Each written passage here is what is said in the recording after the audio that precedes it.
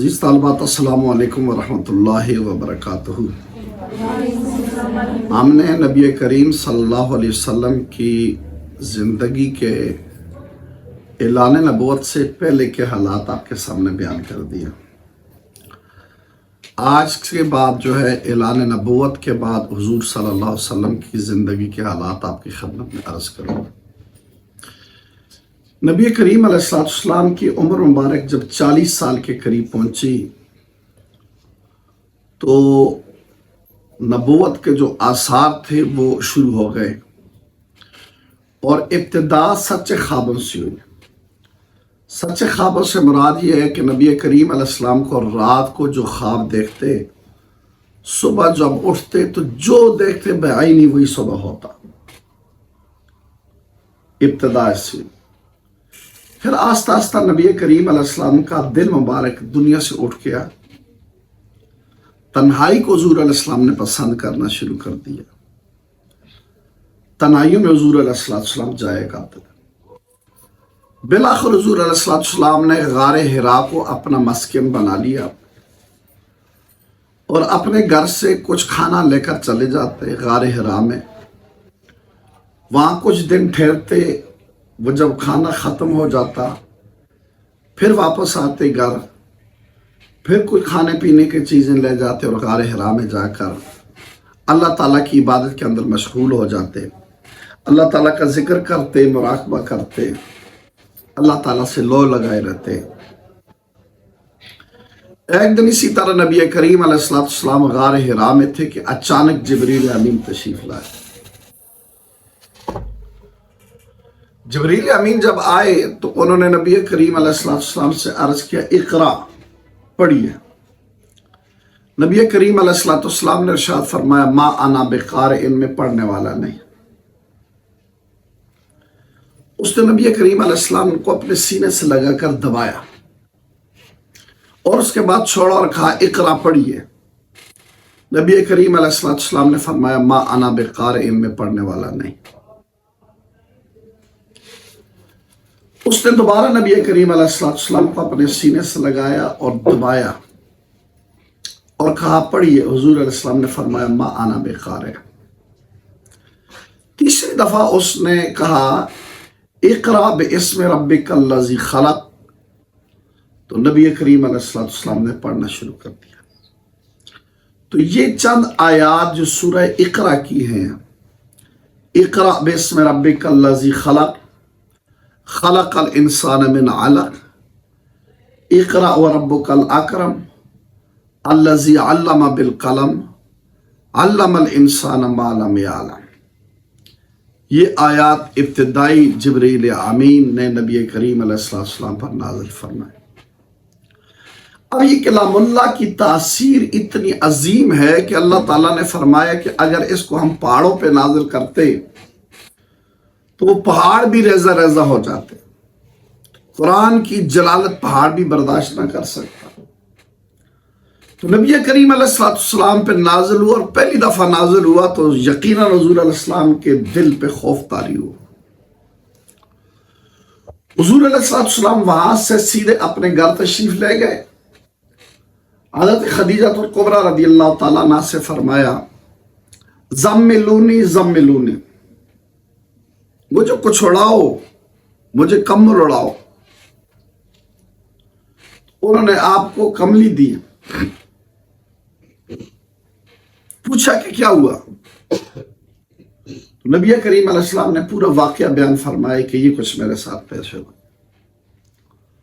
تو حضرت خدیجہ الکبریٰ رضی اللہ تعالیٰ عنہ نے فرمایا، اللہ تعالیٰ آپ کو کبھی رسوا نہیں کرے گا۔ آپ مہمانوں کی مہمان نوازی کرتے ہیں، غریبوں کی مدد کرتے ہیں، جن کا کوئی سہارا نہیں ہوتا ان کا سہارا ہوتے ہیں، مصیبت زدوں کے کام آتے ہیں، مصیبت زدوں کی پریشانی کو دور کرتے ہیں۔ جس انسان کے اندر اتنی خوبیاں ہوں اس کو اللہ تعالیٰ کہاں اس طرح چھوڑے گا۔ پھر خدیجہ الکبریٰ رضی اللہ تعالیٰ عنہا نے نبی کریم علیہ السلام سے عرض کیا کہ میرے ایک چاچے کا بیٹا ہے، وہ پرانی کتابوں کا بہت بڑا عالم ہے، ان کے پاس جاتے ہیں، ان سے مشورہ کرتے ہیں، وہ اس بارے میں کیا کہتے ہیں۔ تو نبی کریم علیہ السلام اور خدیجہ الکبریٰ رضی اللہ تعالیٰ عنہا ورقہ بن نوفل کے پاس چلے گئے۔ یہ ورقہ بن نوفل حضرت خدیجہ الکبریٰ رضی اللہ تعالیٰ عنہ کے چاچے کا بیٹا تھا۔ پہلے یہ بت پرست تھا، بتوں کی پوجا کیا کرتا تھا۔ تو جب نبی کریم علیہ السلام پیدا ہوئے تو اس وقت سارے بت گر گئے، اس کا بت بھی گر گیا۔ اس نے بتوں سے متنفر ہو کر عیسائی مذہب قبول کر لیا اور عیسائی مذہب کا عالم بن گیا اور پرانی کتابیں پڑھنا شروع ہو گیا۔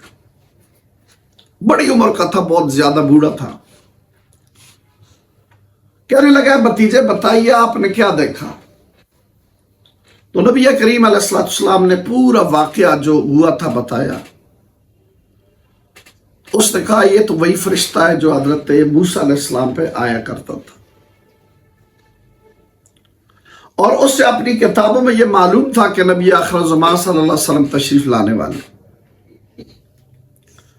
اس نے کہا کاش وہ وقت آتا اور میں زندہ ہوتا جب آپ کی قوم آپ کی دشمن ہوگی اور آپ کو مکہ سے نکالے گی، اور وہ اس وقت میں آپ کو سہارا بنوں۔ تو نبی کریم علیہ السلام نے ارشاد فرمایا کیا میری قوم مجھے نکالے گی؟ حضور علیہ السلام تو اپنی قوم کی آنکھوں کے تارا تھے، وہ تو آپ کو صادق و آمین کہتے تھے، وہ آپ سے بے انتہا محبت کرتے تھے۔ فرمایا کیا وہ مجھے نکالیں گے؟ تو ورقہ بن نوفل نے کہا ہاں، جو چیز آپ لے کر آئے، جس نبوت کے ساتھ آپ آئے، جو شخص بھی یہ لے کر آتا ہے اس کی قوم اس کی دشمن ہو جاتی۔ یہ باتیں سن کر نبی کریم علیہ السلام واپس تشریف آئے، اور ورقہ بن نوفل تھوڑی مدت کے بعد فوت ہو گیا، اس کو موقع نہیں ملا ہے۔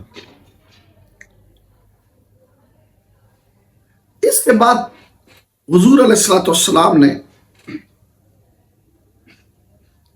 اللہ تعالیٰ کی اسی طرح عبادت کرتے تھے، لیکن روایت کے اندر آتا ہے کہ جبریل امین نبی کریم علیہ السلام کے پاس حاضر ہوئے، انہوں نے اپنا پاؤں سے ٹھوکر ماری زمین کو، وہاں سے پانی نکلا اور انہوں نے اس پانی سے وضو کیا، اور نبی کریم علیہ السلام سے گزارش کی کہ اس طرح وضو کریں۔ پھر وہ کھڑے ہوئے اور نبی کریم علیہ السلام کو 2 رکعت نماز نفل پڑھائی، فرمائے اس طریقے کے ساتھ نماز ادا کر۔ حضور علیہ السلام ابھی نماز فرض نہیں ہوئی تھی، نبی کریم علیہ السلام اس طرح نماز پڑھتے تھے۔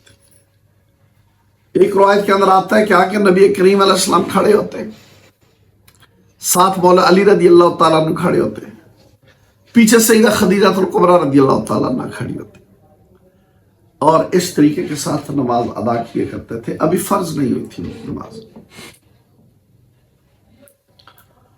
بہرحال یہ ابتدائی دور تھا، کچھ زمانے تک وحی کا نزول نہیں ہوا۔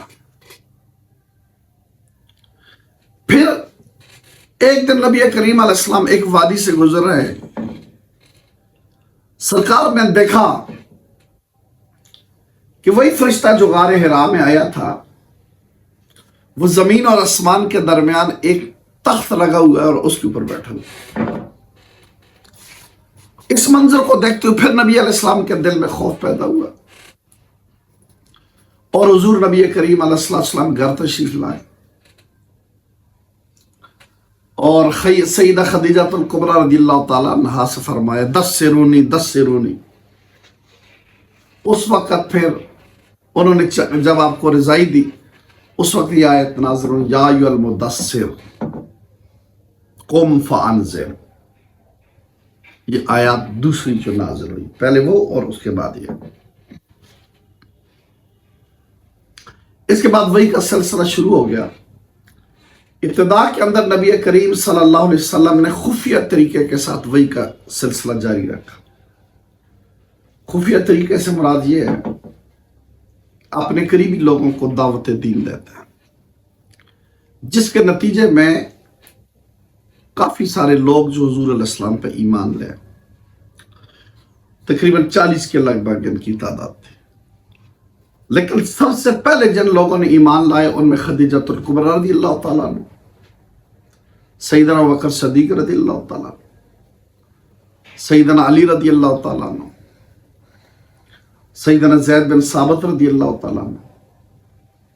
یہ لوگ ابتدا کے اندر بالکل اسلام لائے. اور عام آپ نے سنا ہوگا کہ بیان کیا جاتا ہے کہ سب سے پہلے مردوں میں ابوبکر صدیق نے اسلام لایا، بچوں میں حضرت علی رضی اللہ تعالیٰ عنہ نے لایا، عورتوں میں خدیجہ الکبریٰ رضی اللہ تعالیٰ عنہ نے لایا، غلاموں میں زید بن ثابت نے ایمان لایا. یہ پڑھا آپ نے، سنو گا. یہ ابتدائی لوگ تھے جنہوں نے ایمان لایا. لیکن بالاتفاق سب سے پہلے ایمان لانے والی ہستی سیدہ خدیجہ الکبریٰ رضی اللہ تعالیٰ. وہ تو نبی کریم علیہ السلام غار ہرا سے آئے تو پہلے دن انہوں نے مان لیا کہ آپ اللہ کے رسول ہیں، اللہ آپ کو کبھی پریشان نہیں کرے. ابوبکر صدیق رضی اللہ تعالیٰ عنہ کی ایمان لانے کے واقعہ آپ کی خدمت میں عرض کیے دیتا ہوں. آپ ملک شام تشریف لے گئے ابتدائی زمانے میں، یعنی اس اعلان نبوت سے بہت پہلے کی بات ہے. تو وہاں پر شام تشریف لے گئے، تجارت کی. تجارت کے بعد رات کو سوئے، خواب دیکھتے کہ آسمان سے چاند اور سورج ٹوٹ کر ان کی گود میں آ کر گر گئے. وہاں پر چونکہ عیسائیوں کے راہب ہوتے تھے اور خوابوں کو جاننے والے لوگ ہوتے تھے، تو سیدنا ابوبکر صدیق رضی اللہ تعالیٰ عنہ ان کے پاس تشریف لے گئے اور فرمایا کہ میں نے آج رات جو ہے ایسا خواب دیکھا، اس کی تعبیر آپ مجھے بتائیں. انہوں نے سوال کیے، جو پوچھنے والا خواب بتانے والا تھا اس نے پوچھا کہ آپ کہاں کے رہنے والے؟ مکے کے رہنے والا ہوں. باپ کا کیا نام ہے؟ آپ کا کیا نام؟ پورے سوال کرنے کے بعد اس نے کہا کہ مکہ میں نبی آخر الزمان صلی اللہ علیہ وسلم تشریف لائیں گے اور تم جو ہے زندگی میں ان کے دوست رہو گے اور ان کے پردہ فرمانے کے بعد ان کے جانشین رہو گے. ابوبکر صدیق نے خواب کسی کو نہیں بتایا. درمیان میں کئی سال گزر گئے. نبی کریم علیہ السلام کو جب اللہ نے نبوت عطا فرمائی اور اپنے قریبی لوگوں کو آپ نے دعوت دین دینے لگے تو ابوبکر صدیق سب سے قریبی دوست تھے. ان کو بتایا کہ اس طرح اللہ نے مجھے رسول بنا کر بھیجا ہے، میں اللہ کا نبی. انہوں نے پوچھا کہ نبی ہونے کا آپ کے پاس ثبوت کیا ہے؟ تو نبی کریم علیہ السلام نے فرمایا ابوبکر جو ملک شام میں تو نے خواب دیکھا تھا کیا اس سے بڑھ کر کوئی ثبوت چاہیے؟ ابوبکر صدیق حیران ہو گئے. میرا دوست مکہ میں بیٹھا ہوتا ہے اور میں نے اس دور میں خواب دیکھا وہاں پر، اور انہوں نے جو ہے میرے اس خواب کو پہچان لیا. فوراً کلمہ پڑھ کے مسلمان. تو اس طرح پہلی جو ہے حضور علیہ السلام نے جو کوشش کی تو ابتدا کے اندر چند ایک لوگ ایمان لائے ابتدا میں. تو یہ ابتدائی دور تھا تبلیغ دین کا. تو انشاءاللہ العزیز اس کے بعد میں آپ کو کل انشاءاللہ حضور علیہ السلام کا جو دوسرا دور ہے وہ آپ کی خدمت میں عرض کروں گا.